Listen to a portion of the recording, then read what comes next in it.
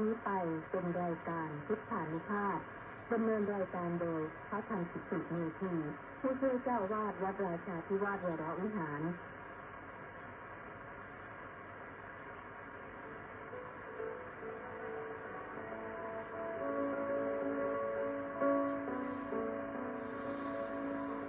ได้เวลามาฟังพุทธานุภาพเพื่อรับทราบพุทธธรรมคำสั่งสอนเสริมมงคลให้ชีวิตก่อนหลับนอนแล้วพักผ่อนสุขสบายกายใจเทิน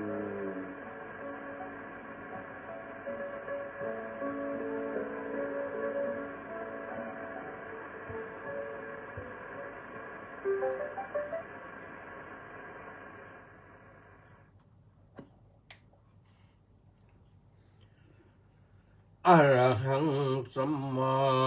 สัมพุทโธภะคะวาพุทธังภะคะวันตังอภิวาเทมิสวากขาโตภะคะวตาธัมโมธัมมังนะมัสสามิสุปฏิปันโนภะคะวะโตสาวกสังโฆสังฆังนะมามิก็ถวายความนอบน้อมแด่พระรัตนตรัยขอคารวะพระเถรานุเถระ เจริญสุขสวัสดีท่านสาธุชนผู้ฟังทุกท่านวันนี้รายการพุทธานุภาพมาพบกับท่านทั้งหลายวันศุกร์ที่30 มกราคมพระพุทธศักราช 2569 ขึ้น 12 ค่ำเดือน 3 พบกันที่วิทยุกองพลที่ 1รักษาพระองค์วิทยุเสียงธรรมจากชาวพุทธวัดหทัยนเรศนครปฐมวิทยุพระพุทธศาสนาและสังคมวัดศรีทวีนครศรีธรรมราชวัดสามชุกจังหวัดสุพรรณบุรีและก็วัดหนองกายจังหวัดเชียงใหม่แล้วก็ Facebook ไลฟ์ที่กิตติเมธีมีให้ฟังกันเป็นประจำทุกวันถ้าไม่ไปไหนนะไม่ติดขัดประการใดๆวันนี้ต้องขออนุโมทนากับมกขหน้าและอีก FC อีก685คนออนไลน์เข้ามาตั้งแต่เริ่มรายการสาธุสาธุสาธุนะท่านสาธุชนทั้งหลายวันพรุ่งนี้วันที่31 มกราคมพระพุทธศักราช 2569 เป็นวันสำคัญเป็นวันที่ปวงชนชาวไทยก็กำหนดรู้กันว่าเป็นวันครบ100 วันแห่งการเสด็จสวรรคตของสมเด็จพระนางเจ้าสิริกิติ์พระบรมราชินีนาถพระบรมราชชนนีพันปีหลวงพระแม่เจ้าแห่งปวงชนชาวไทยก็ติดตามฟังติดตามชมอยู่ว่าตลอดระยะเวลา100 วันนี่ญาติโยมพระสกนิกรของพระองค์นั้นก็ยังมากราบมาไหว้พระบรมศพตลอดจนถึงวันนี้แล้ววันพรุ่งนี้ก็คงจะร่วมกันซึ่งว่ากันแล้วก็วันพรุ่งนี้นี่หลายวัดหลายวาก็คงจะบำเพ็ญกุศลอุทิศถวายร่วมกันนะร่วมที่วัดของตนอย่างวัดราชาธิวาสวิหารนี่ก็มีกิจกรรมเหมือนกันก็ประมาณ10:30โดยประมาณนะก็เริ่มพิธีที่ศาลาการประเรียน ก็มีพระสงฆ์สมณศักดิ์10 รูปสวดพระพุทธมนต์บนศาลาการประเรียนจบแล้วก็ถวายจตุปัจจัยไทยธรรมจบแล้วพระสงฆ์ก็จะได้อนุโมทนาสาธุการ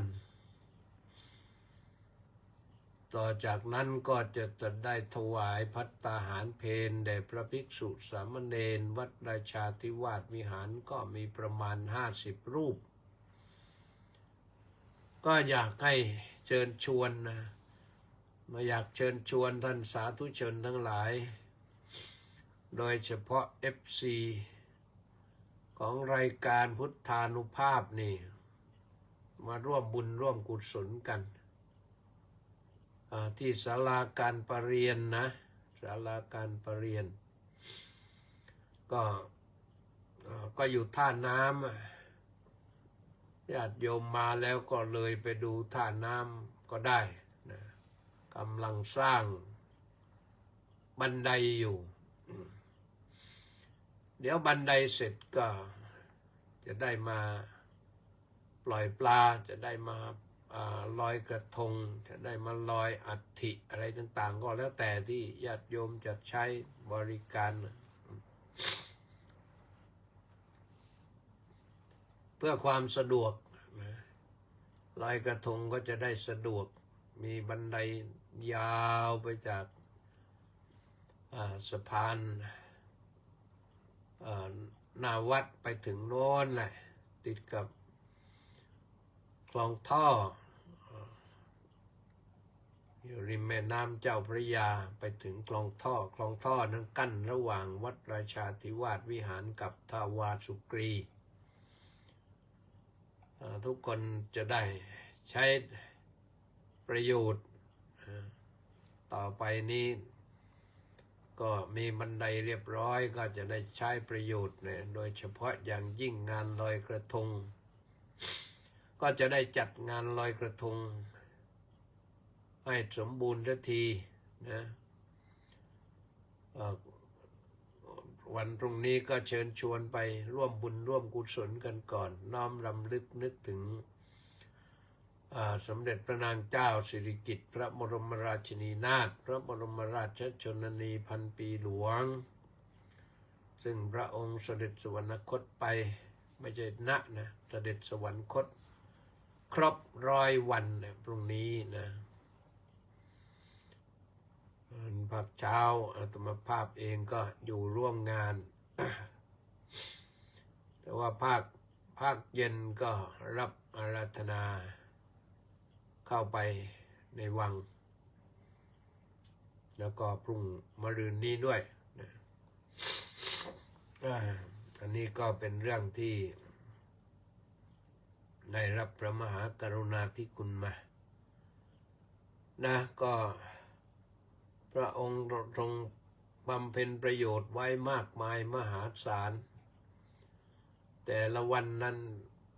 ทางสื่อสารมวลชนทั้งทีวีทั้งวิทยุเขาก็ลองไปสัมภาษณ์คนที่มา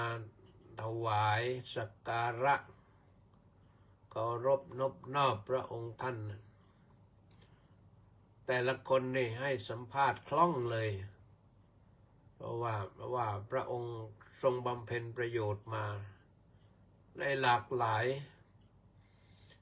ไม่ว่าจะเรื่องเป็นการแนวทางประกอบอาชีพทำมาหากินไม่ว่าเรื่องของการฝึกวิชาชีพเรื่องการที่นำเอาคนที่ไม่มีหนทางไปแล้วเข้ามาประกอบอาชีพฝึกอาชีพจนกระทั่งว่ามีฝีมือดีเสด็จไปทั่วทุกหัวระแหงพระเจ้าอยู่หัวเสด็จไปไหนก็เสด็จตามไปแล้วก็มีแนวพระราชดำริโครงการไปมอบให้ อันนี้แหละเราหาที่ไหนไม่ได้นะ เราหาบุคคลที่ไหนไม่ได้ให้มีน้ำพระทัยล้ำเลิศเหมือนกับสมเด็จพระนางเจ้าพระบรมราชินีนาถของเรานะเพราะฉะนั้นเนี่ยเมื่อพระองค์เสด็จไปแล้วเราก็น้อมรำลึกนึกถึงเป็นการแสดงออกซึ่งความกตัญญูกตเวทิตาธรรมกตัญญูนั่นคือรู้คุณของพระองค์ท่านไม่ลืมคุณของพระองค์ท่านแต่กตเวทีนี่คือตอบแทนพระคุณของพระองค์ท่านเราทำเต็มสติปัญญาเต็มความสามารถนะยอมไปวัดไหนก็ได้นะที่อยู่ใกล้บ้านที่เขาทำบุญไม่รู้จะไปไหนก็ไปวัดราชานะเสร็จแล้วก็มีญาติโยมก็มีอาหารเพลด้วยแหละนะ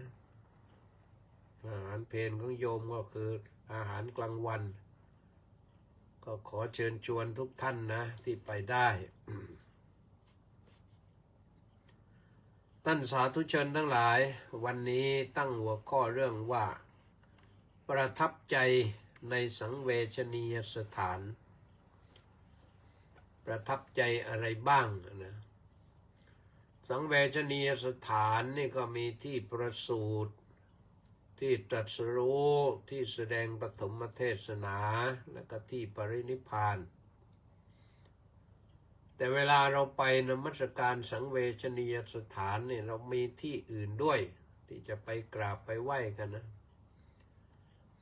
เช่นที่เวฬุวันวัดแห่งแรกในพระพุทธศาสนาที่ประทับที่ประมูลคันธกุฏดียอดภูเขาคิชกูฏแล้วก็ไปที่ลงพระชนมายุสังขารที่ปาวาลเจดีย์ปาวาลเจดีย์ก็อยู่เมืองเวสาลีนู่นแล้วก็มีที่ทรงบำเพ็ญศาสนกิจนะแล้วก็มีร่องรอยแห่งการที่อดีตชนผู้เป็นพุทธศาสนิกเคารพนับถือในพระสัมมาสัมพุทธเจ้านี่ท่านได้พระบรมสารีริกธาตุไปก็ไปประกอบร่างอัฐิเอาอัฐิไปสร้างเจดีย์ไว้ก็มีอย่างที่เกษริยาเจดีย์อยู่เมืองเวสาลีเหมือนกันนะถามว่าประทับใจอย่างไรเอาตั้งแต่ต้นเลยนะว่าที่ประสูติเราได้ไปเห็นแล้วนี่มีตำนานให้เราได้รู้ได้ทราบให้น้อมรำลึกนึกถึงมีที่ประสูตินี่เดี๋ยวนี้ท่านก็สร้างเป็นอาคารก็เรียกกันว่าวิหารพระมายาเทวีเป็นวิหารมายาเทวีซึ่งสร้างครอบคลุมสถานที่ประสูติและข้างในนั้นก็มี มีรอยพระบาทอยู่นอกจากมีรอยพระบาทแล้วก็ยังมีภาพแกะสลักพระนางสิริมหามายาแล้วก็พระกุมารตอนนั้นยังไม่มีพระนามนะมีเทพบุตรเทพธิดาคอยประคองไปเขาก็ทำไว้ดีมากนะเข้าไปในที่นั้นก็ต้อง เก็บเสียงหมดเดินไม่ต้องมีเสียงห้ามถ่ายภาพด้วยแต่พอออกมาข้างนอกก็ถ่ายภาพได้สวดมนต์ได้ที่สวดมนต์นั้นจะเป็นสวดที่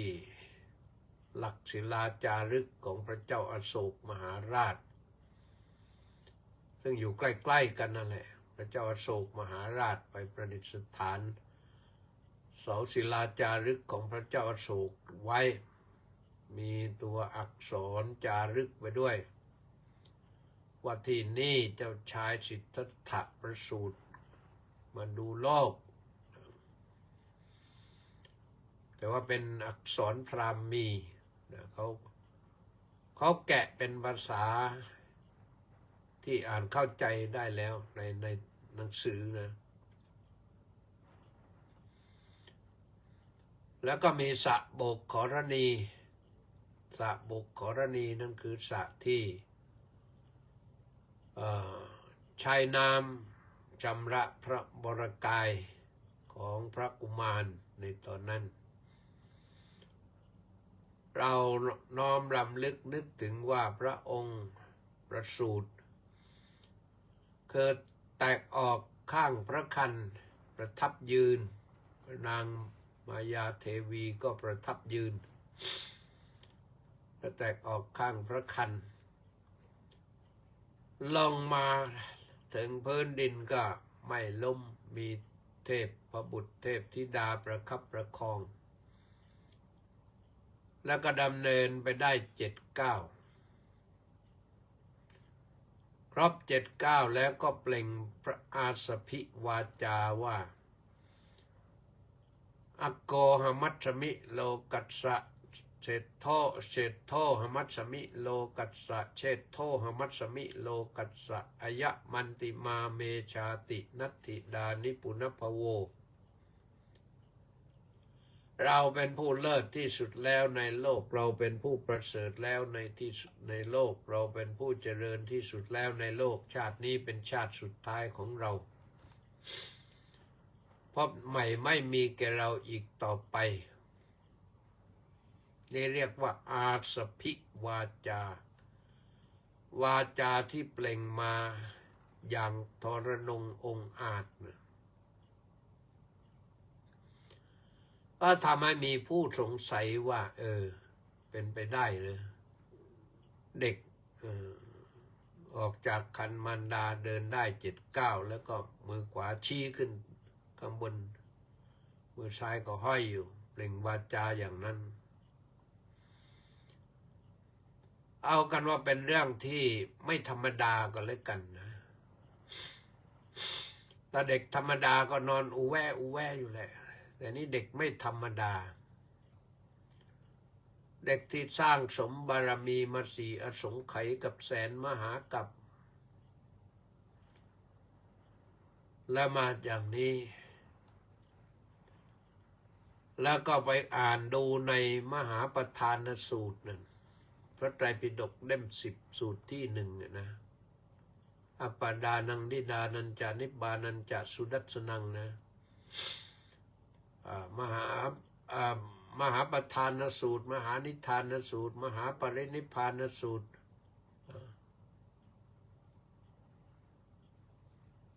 แล้วก็ว่าต่อไปเป็น10 สูตรแล้วเนี่ยชนะวัสพัฒสูตรก็อยู่ตรงนี้เนี่ยก็อ่านดูแล้วนี่ก็ปรากฏว่าพระพุทธเจ้าทุกพระองค์นี่ทรงแสดงว่าเป็นอย่างนี้ถ้าคนที่เป็นพระพุทธเจ้านะอุบัติมาเพื่อเป็นพระพุทธเจ้านี่เป็นอย่างนี้คือประสูติปั๊บก็เดินได้7 ก้าวแล้วก็เปล่งอาสพิวาจาอย่างนี้ไม่เปล่งอย่างอื่นเปล่งอย่างนี้แต่ถ้าหากว่าไปก้าวที่8ก็คงจะล้มแผลนั่นแหละนะคงจะล้มแผลนั่นแหละเพราะว่า นั่นเป็นพุทธบารมี แต่เรื่องของพระพุทธเจ้านี่พระพุทธองค์ก็ทรงแสดงไว้แล้วว่าไม่ต้องคิดมาก คิดมากก็มีส่วนที่จะให้เป็นคนบ้าได้ เรื่องพุทธวิสัยคนอื่นที่ไม่มีพุทธวิสัยก็ย่อมเป็นไปไม่ได้ เพราะฉะนั้นใครไม่เชื่อก็คือเรื่องของเขานอกจากนั้นนะพระองค์ประสูติมาแล้ว7 วันพระมารดาที่วงคต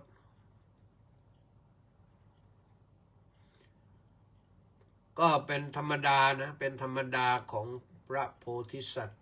ที่อุบัติมาเพื่อตรัสรู้เหมือนกันท่านบอกว่าพระคันจะไม่แปดเปื้อนหรือไม่มีคนอื่นมาร่วมพระคัน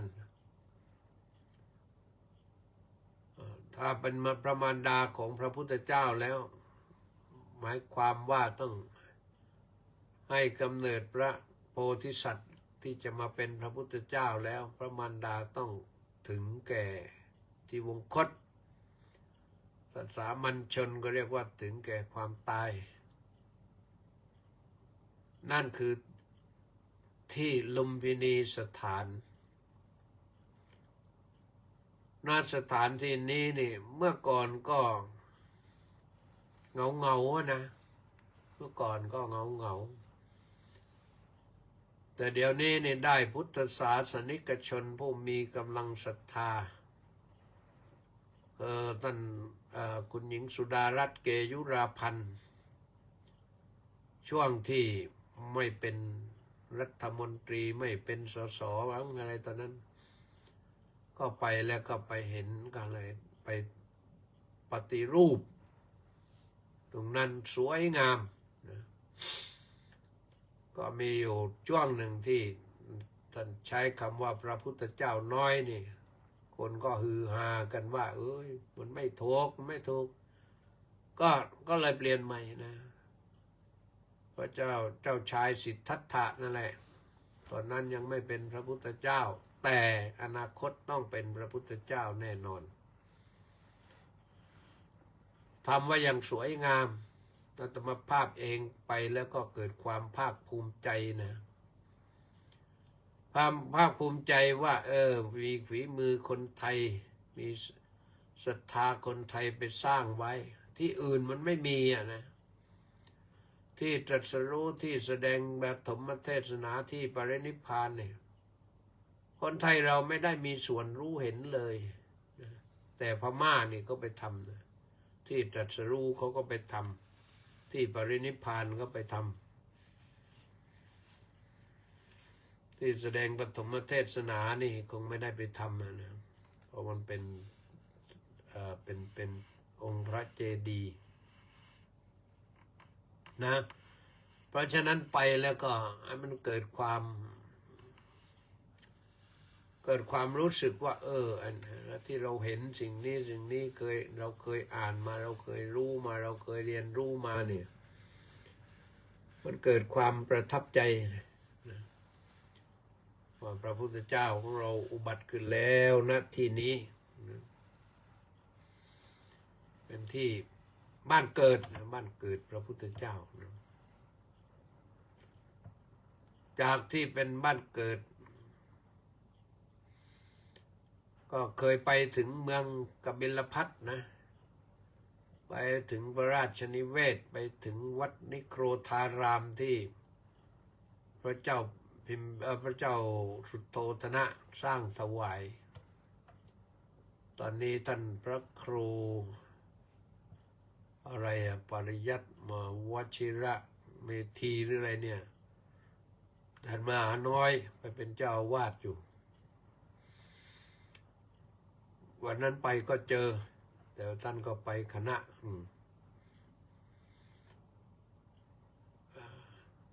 ที่สองก็คือที่ตรัสรู้นะที่ตรัสรู้คือที่พระพุทธองค์ทรงบำเพ็ญเพียรมามากเนี่ย จากภูเขาดงคสิริซึ่งบำเพ็ญทุกอย่างตรงนั้นไม่ประสบความสำเร็จลงมาอดพระกยาหารก็ไม่สำเร็จก็เลยละทิ้งตรงนั้นพวกปัญจวัคคีย์ที่ร่วมปฏิบัติธรรมอยู่ด้วยถอยเลยบอกว่าผิดหวังแล้วเราถอยไปพาราณสีเลยทิ้งพระพุทธองค์เลยพระพุทธองค์ก็ไม่ท้อนะเดินไปหาพระกยาหารแต่ว่าไม่ต้องบิณฑบาตหรอกปรากฏว่าเดินไปนั่งอยู่ใต้ต้นไทรที่ชื่อว่าอาเชปาลนิโครธก็มีนางสุชาดาบนบานสารกล่าวไว้ว่าถ้าหากว่าได้ลูกชายสักคนนึงแล้วก็จะมาแก้บนเทพเจ้าที่ใต้ต้นไทรเนี่ยวันนั้นพระพุทธองค์เสด็จไปประทับนั่งอยู่แล้วคนใช้เขาก็เดินไปซึ่งไม่ไกลนะไม่ไกลจากบ้านนะไปเห็นเขาโอ้ยวิ่งกลับไปบอกแม่เจ้าเลยหัวเทพเจ้าลงมาแล้วนะก็เลยจัดอาหารข้าวหวานใส่ถาดทองไปถวายเลยพระองค์ก็รับทั้งถาดทองนั่นแหละเพราะว่าไม่มีบาตรตอนนั้นไม่มีบาตรตอนบำเพ็ญทุกขกิริยาอื่นบาตรกระเด็นกระดอนหายไปไหนไม่รู้ก็เป็นนั้นว่าพระองค์ก็รับแล้วก็เสวยพระกยาหารนั้นหมดลางพระหัตถ์แล้วก็ลอยถาดทองคำทรงตั้งจิตอธิษฐานว่าถ้าบุญวาสนาบารมียังจะได้ตรัสรู้พระอนุตตรสัมมาสัมโพธิญาณแล้วก็ขอให้ถาดนี้ลอยทวนกระแสน้ำขึ้นไปก็ปรากฏว่าถาดนั้นก็ลอยทวนกระแสน้ำไป80 โศก80 ศอกก็คือ40 วา40 วาก็คือ1 เส้นถ้าไม่พระองค์มีกำลังพระทัย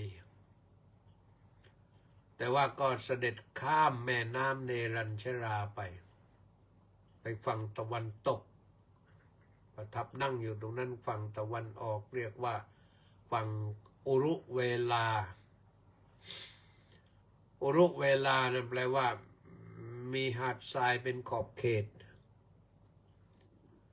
เสด็จข้ามไปยังเสนานิคมก็คืออยู่ที่เขตต้นพระศรีมหาโพธิ์ก็ไปได้รู้จักกับนายโสธิยะคนเลี้ยงแพะนายโสธิยะคุยกันถูกคอก็ตัดหญ้าคามาให้นั่งปูถวายสำหรับนั่งบำเพ็ญเพียรแต่ว่าบำเพ็ญเพียรตรงนี้ไม่ใช่บำเพ็ญเพียรเหมือนครั้งก่อนนะบำเพ็ญเพียรต้องฝึกจิตต้องทรมานจิตฝึกจิตตรงนี้ก็คือฝึกจิตด้วยการนั่งภาวนากำหนดรู้ลมหายใจเข้าหายใจออกหายใจเข้าหายใจออกหายใจเข้าหายใจออกเนี่ยรู้หายใจเข้าลึกก็รู้ว่าลึกหายใจเข้าตื้นก็รู้ว่าตื้นหายใจออกลึกยาวก็รู้ว่ายาวหายใจออกสั้นก็รู้ว่าสั้นนั่งกำหนดไปอย่างนี้สุดท้ายจึงพระองค์จึงได้ตรัสรู้พระอนุตตรสัมมาสัมโพธิญาณทรงได้ปุพเพนิวาสานุสติญาณระลึกชาติหนหลังได้จตูปปาตญาณหรือทิพจักขุญาณเห็นการปัญญาเห็นการเวียนว่ายตายเกิดของสัตว์อื่นเพราะกรรมต่างๆของตนญาณสุดท้ายก็คืออาสวัคคยญาณญาณคือปัญญาเป็นเครื่องกำจัดความมืดในจิตใจได้เรียกว่ากำจัดอาสวะคือสิ่งที่ทำให้จิตใจเศร้าหมองออกไปได้แบบเบ็ดเสร็จเด็ดขาด ระองค์จึงตรัสไว้ในธรรมจักรกับปวัตตนสูตรนั้นว่าพอรู้ได้ตรงนั้นก็พระองค์ก็ปลื้มพระทัยมาเราได้พบแล้วเราเป็นพุทธะแล้วอหัมสยัมบุตโธแฮเราเป็นพระพุทธเจ้าแล้วเรารู้แล้วรู้ชัดถามว่ารู้อะไรรู้สิ่งที่ต้องการรู้คืออะไรคือความทุกข์อะไรคือเหตุให้เกิดความทุกข์อะไรคือความดับทุกข์ได้อะไรคือทางให้ถึงความดับทุกข์รู้ตรงนี้รู้อริยสัจสี่นั่นแหละรู้แจ้งประจักษ์ตามให้พระองค์ตรัสไว้ในธรรมจักรกับปวัตตนสูตรนั้นว่า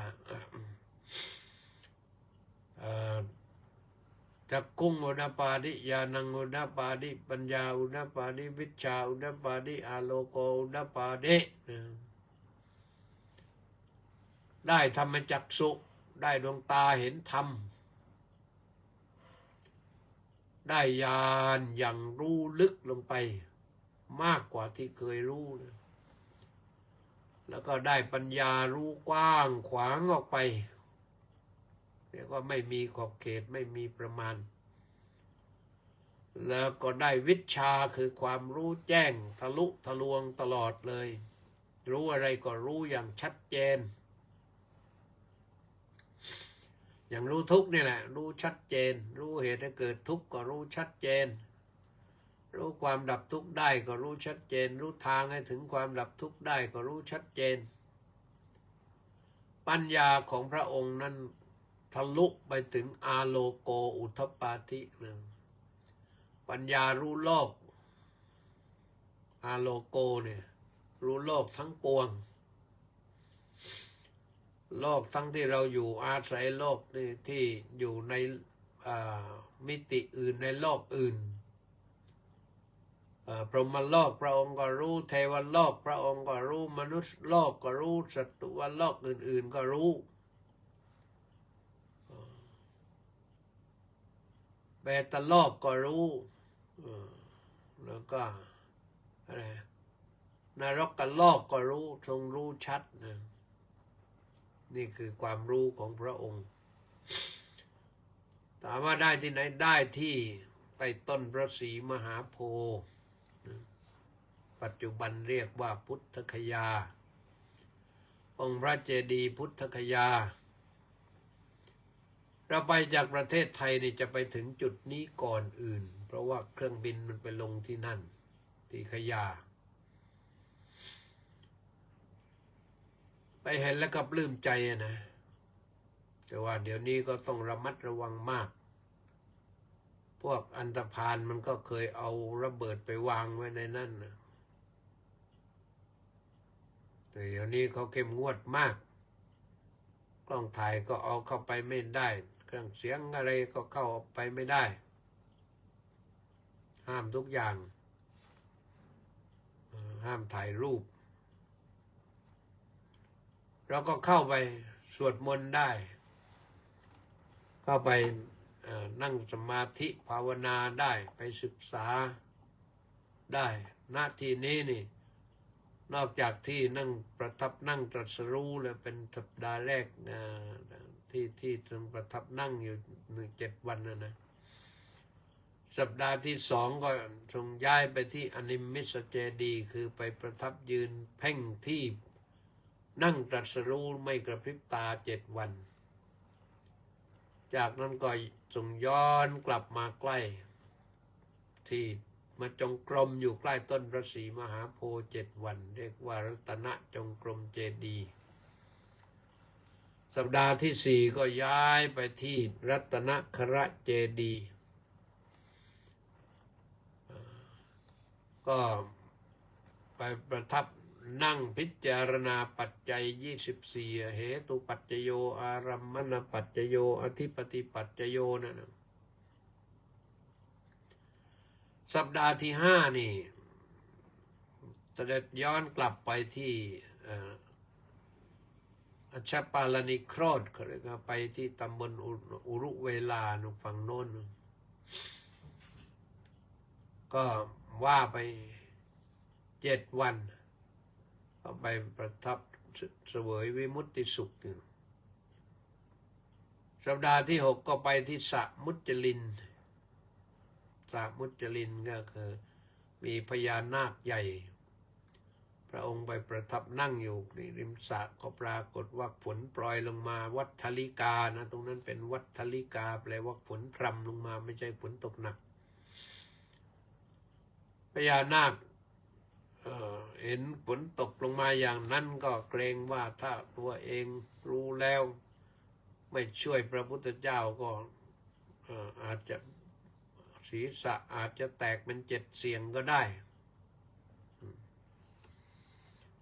ก็เลยเคลื่อนมาแผ่พังพานขดกำหนดรอบพระองค์แล้วก็แผ่พังพานปิดข้างบนแล้วเราก็ได้พระพุทธรูปปางนาคปลกมาปัจจุบันที่วราชานี่มีพระพุทธรูปปางนาคปลกนะแล้วก็เป็นพระพุทธรูปศักดิ์สิทธิ์ประจำวัดนะโยมไปก็ถ้ายังไม่ได้ไปกราบไหว้หลวงพ่อนาคก็ถือว่ายังไม่ถึงวราชานะหลวงพ่อนาคนี่สำคัญต่อจากนั้นก็เสด็จไปที่รัตนที่ราชายตนะเขาเรียกว่าไม้ประดู่ลายก็บอกว่าอยู่ไม่ไกลจากสระมุจลินแต่ก็จำลองมาอยู่ใกล้ๆนะใกล้ๆองค์พระเจดีย์มีเสาปักอยู่เพราะฉะนั้นการที่เราไปตรงนี้นี่คือสถานที่นี้เป็นสถานที่แห่งความสำเร็จใครก็ตามที่เกิดความทุกข์ความโศกความผิดหวังอะไรไปอธิษฐานที่นี้แล้วจะประสบความสำเร็จนะก็ลองนึกภาพดูว่าพระพุทธเจ้านั้นทรงบำเพ็ญโพธิสัตวบารมีมา4 อสงไขยกับแสนมหากัปยังไม่ได้เป็นพระพุทธเจ้านะมาถึงตรงนี้พระองค์ทรงบรรลุธรรมได้เป็นพระสัมมาสัมพุทธเจ้าเพราะฉะนั้นใครที่ยังไม่ได้ไปมีโอกาสก็ไปสิเป็นที่แห่งความสำเร็จอาตมาภาพเองไปนะเรียกว่าตั้งแต่ไปครั้งแรกนู่น2535นู่นไปถึงแล้วก็ประทับใจตอนนั้นไปเรียนนะแต่ไปเจอคณะทัวร์ของหลวงพ่อเปลี่ยนเชียงใหม่ก็เลยก็พาขึ้นไปในรถทัวร์ด้วยไปที่พุทธคยาด้วยแล้วต่อไปถึงพาราณสีชื่นใจในเห็นครั้งแรกแล้วก็ได้ฟังไกลก็บอกว่าใครต้องการอะไรมาถึงที่นี้แล้วอธิษฐานให้ได้สิ่งนั้นก็จะได้นะแต่อย่าอธิษฐานให้มันหลายเรื่องนักนะต้องการอะไรก็ว่าไปมันก็จะได้นะนั่นคือที่ตรัสรู้นะเดี๋ยวนี้คนไปไหว้นี่ปีหนึ่งไม่รู้กี่ล้านนะเราไปเนี่ยมาจะเข้าไปขากลับในวันที่28ตอนเช้ามืดนี่ประมาณสักตี 5เนี่ยไปกะว่าจะไปนั่งสวดมนต์ที่ใต้ต้นพระศรีมหาโพธิ์หน่อยหมดสิทธิ์เลยอยู่แม้จะเข้าในบริเวณก็ไม่ได้ต้องไปยืนสวดมนต์ข้างนอกนะนอกกำแพงสวดส่งไปนั่นแหละสวดนอกกำแพงเพราะว่ามันเวลามันจำกัดแล้วถ้าไม่สวดตรงนั้นก็นั่งก็ไม่ได้เพราะว่าคนเดินไปเดินมาเราต้องยืนสวดกันไป คนมันเยอะจริงๆโดยเฉพาะอย่างยิ่งชาวทิเบตมากเลยนะเพราะนั้นสิ่งที่นี้ประทับใจไปดูสัตตมหาสถานก็ประทับใจไปเข้าไปกราบนมัสการพระหลวงพ่อพุทธเมตตาก็ประทับใจไปเห็นพระแท่นวัชระอาจที่ประทับนั่งตรัสรู้ก็ประทับใจเห็นคนไปกราบไหว้กันมากก็ประทับใจนะนั่นก็ประทับใจนะที่แสดงปฐมเทศนาก็ที่เมืองพาราณสีนะที่ทำเมฆสถูปก็เคยไปอยู่ที่นั่นนะพาราณสีนะไปเรียนก็อยู่ที่นั่นก็พาพวกพระสงฆ์ไปสวดมนต์กันหลายรอบมากไปสวดธรรมจักรกับปวัตตนสูตรบรรยากาศก็ยังดีเรียบร้อยนะทุกอย่างแล้วก็ขุดรื้อขึ้นมาที่ซากปรักหักพังที่จมเนี่ยก็หลายส่วนนะสถานที่เป็นร่องรอยพระเจดีย์บรรจุพระบรมสารีริกธาตุที่ก็เรียกว่าธรรมราชิกสถูปหรือพระธรรมเมฆสถูปหรือยัสสะสถูปสถูปที่ทรงแสดงพระธรรมเทศนาแก่พระยัสสะนี่เขาก็ทำไว้นอกจากนั้นก็เป็นซากปรักหักพังที่เป็นร่องรอยเจดีย์เขาบรรจุอัฐิพระอริยเจ้าพระอรหันตพระอรหันตขีณาสพเยอะแยะมากเลยแต่ก็ขุดมาเท่าที่จำกัดเพราะว่าที่ต้องขุดก็เพราะว่าดินมันถมไปไกลไม่รู้ว่าใครไปแกล้งถมหรือว่าดินมันพอกพูนขึ้นมาเองแต่ถ้าดินพอกพูนขึ้นมาเองคงจะไม่ถึงนั้นนะก็มีใครเจตนาถมแหละนะก็อย่างนี้นั่นที่ป่าอิสิปตนะมฤคทายวันแสดงปฐมเทศนาเราน้อมรำลึกนึกถึงพระอริยสงฆ์รูปแรกคือพระอัญญาโกณทัญญะและท่านก็เป็นต่อมาท่านก็เป็นพระอริยสงฆ์สาวกผู้อรหันตขีณาสพทั้งชุดเลยโกณทัญญะวัปปะพัทธิยะมหานามะอัสสชิได้บรรลุพระอรหัตผลที่นี่แล้วก็ยังมีปริยัติสะพร้อมด้วยเพื่อนอีก4เป็น5พร้อมด้วยเพื่อนอีก40เป็น50มาเป็น55พร้อมด้วยปัญจวัคคีย์อีก5เป็น60พระพุทธเจ้า1เป็น61นั่นคือพระอรหันตขีณาสพมีพระสัมมาสัมพุทธเจ้าเป็นประมุขเป็นชุดแรกที่พระพุทธองค์ได้ส่งไปประกาศพระศาสนาเราก็นึกถึงตรงนี้เจรถาภิกขเวจาริกัง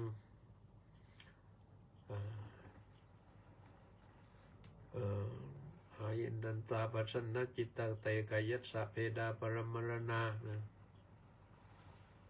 ก็ต้องแสดงธรรมไปเพื่อประโยชน์แก่ชนเป็นนั้นมากเพื่อเกื้อกูลแก่ชนเป็นนั้นมากเพื่ออนุเคราะห์ชาวโลกนี่ไปนี่ส่งชุดแรกพระอรหันต์60 องค์ก็ไปได้เรียบร้อยนะแล้วก็เกิดผลท่านเหล่านั้นก็ทำให้เกิดผลอีกที่หนึ่งที่จะต้องว่าให้จบก็คือที่เสด็จดับขันธปรินิพพานอันนี้ก็ที่หน้าเมืองกุสินาราศิลปินกันท่านออกแบบไว้น่าประทับใจมากนะ เราได้เห็นพระพักตร์ของพระพุทธองค์แล้วเนี่ยมันเศร้าเศร้าเพราะสิ้นจบลงตรงนั้นแล้วไม่หายใจและนิ่งแล้ว ส่วนมากเกือบร้อยทั้งร้อยนะไปเห็นไปยืนเพ่งพินิจนั่งภาวนาแล้วก็จะน้ำตาซึมเลยนึกนะโดยเฉพาะโยมผู้หญิงนี่ทราบข่าวว่านะแม้แต่หลวงพ่อปัญญานันทะเนี่ยท่านไปที่นั่นก็ไปเพ่งพระพุทธปฏิมาที่ปางปรินิพพานแล้วเนี่ยครับท่านอย่างน้ำตาไหลเลยนะนี่เขาเล่าให้ฟังไม่ได้ไปเจอกันแต่ลูกศิษย์ใกล้ชิดเล่ากันณสถานที่นั้นก็คือสารวัตรโนทยานหน้าเมืองกุสินาราเป็นที่ที่น่าประทับใจมากๆนะที่ปรินิพพานแล้วก็ที่ปรินิพพานแล้วก็ที่ตรัสรู้นี่น่าประทับใจเป็นพิเศษนะซึ่งที่จริงแล้วเราก็ไปดูวัดเวฬุวันก็ประทับใจนะหรือไปดูที่ประทับบนยอดภูเขาคิชกูฏเนี่ยพระมูลคันธกุฏดีนี่ขึ้นไปตรงโน้นก็สูงปีนี้อาตมาภาพเองไปเขายอมเขาเป็นเจ้าภาพจ่ายค่าเสลี่ยงให้ปกติไม่เคยนั่งเสลี่ยงปีนี้โยมสุจินเจ้าของ NC Holiday Tour จัดการถวายเลยค่าเช่าก็ขึ้นไปก็ไปถึงนะเกินไปถึงเรียบร้อยก็ไปถึงที่นั่นไปทุกครั้งมันมีเหตุอัศจรรย์นะเคยไปครั้งหนึ่งเราไปสายหน่อยปรากฏว่าแดดมันร้อนนะพอร้อนไปร้อนมาเราเริ่มสวดมนต์ปรากฏว่าลมพัดมาชิวแล้วก็เดี๋ยวก็ก้อนเมฆมาปกปิดบังให้หายร้อนคลายร้อนเลยน้ำท่าฝนปล่อยลงมานิดก็บอกโยมว่าโยมไม่ต้องหนีนะโยมไม่ต้องเดือดร้อนนะนี่เทวดามาโปรยน้ำเทวมนต์ให้นะก็ปรากฏว่าโยมก็นั่งนิ่งสวดมนต์อยู่ที่นั่นนะสักครู่หนึ่งฝนก็หายแต่ว่าเมฆก็ยังปิดอยู่แล้วเราก็ลงได้สบายฝนก็ไม่ได้ตกอะไรมากนะอันนี้ครั้งหนึ่งแต่ในอดีตนั้นพระมหาโมคคัลลานะกับพระลักขณะ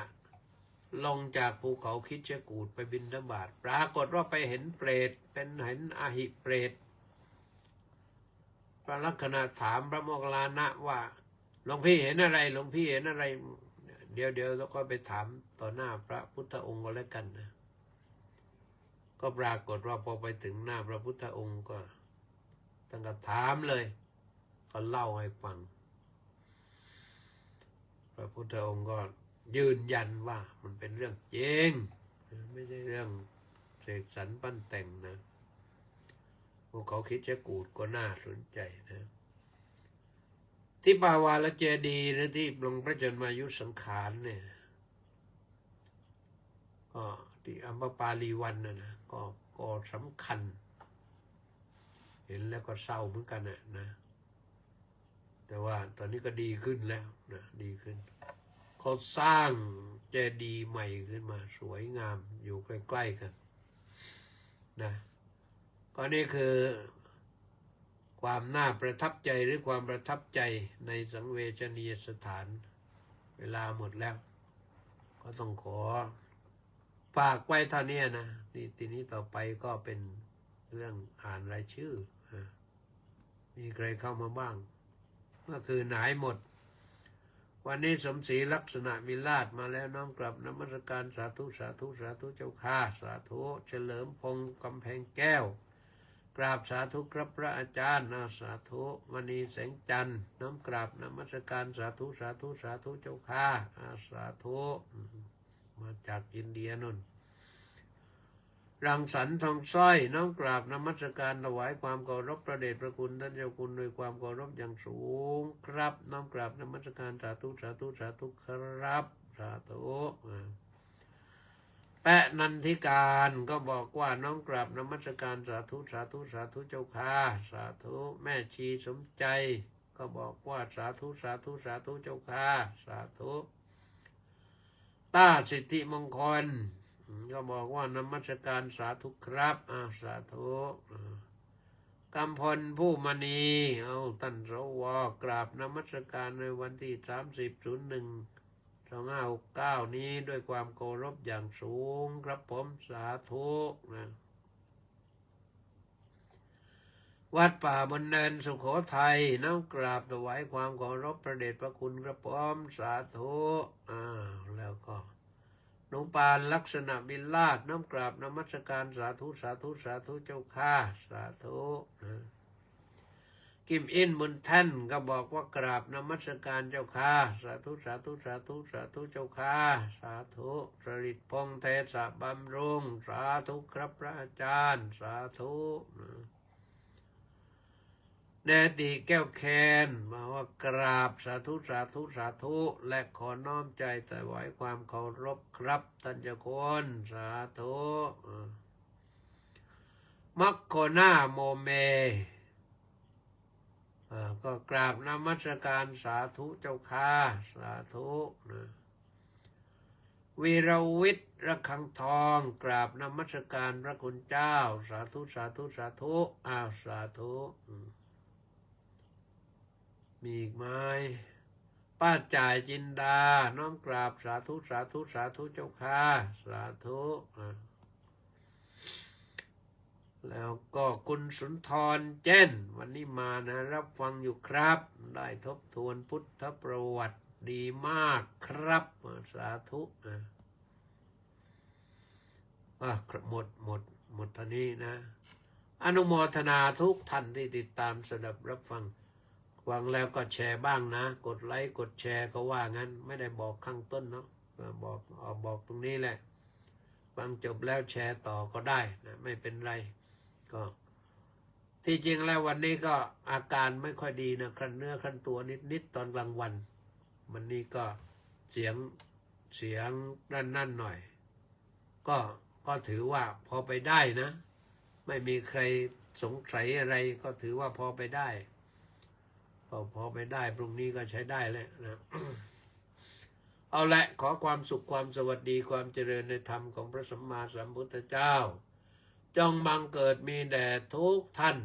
คิดประสงค์จำนงหมายสิ่งใดที่เป็นไปโดยชอบประกอบด้วยธรรมแล้วขอให้ประสบผลสำเร็จในสิ่งนั้นๆอย่างดีงามล้ำเลิศประเสริฐทุกอย่างทุกประการขอพุทธานุภาพธรรมานุภาพสังฆานุภาพจงพิทักษ์ปกป้องคุ้มครองรักษาให้ปลอดภัยทุกท่านทุกคนเถิดเจริญพร